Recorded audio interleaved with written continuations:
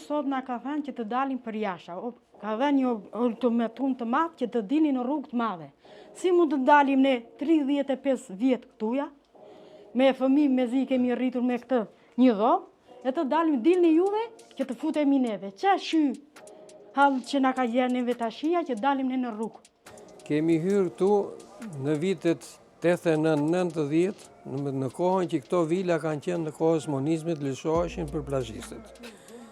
Ishim të pas tre, kemi marrë dokumente pas trehut, edhe jemi strehuar në këto vila, që kjo ka një sipërfaqe për 28 m2.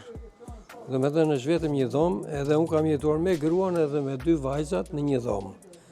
Prej 30 e sa vjetës dhe vazhdojmë dhe sot, të banojmë këtu.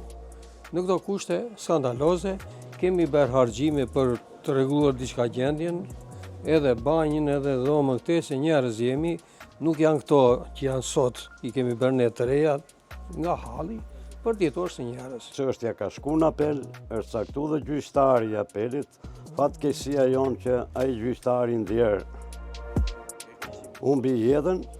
Tash çështja merret kur caktohet shorti i apelit, që të mojmë vesh edhe ne, se që do bëhet. Se s'ka si të vijë dhe zyra përmbarimit kur janë ligjet e shtetit shqiptar, kur funksionon edhe shteti shqiptar, që marron një shkallë, fillon një tjetër dhe kishim drejtën e ankimimit. Tash i bie zyra përmbarimit, na bie letër që me dal i vullnetarisht. Ne nuk dolëm.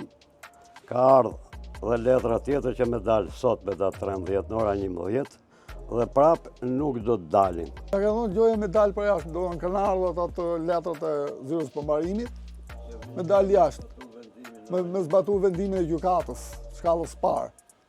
Po ne nuk dalim. Kemi vendosur që nuk do dalim.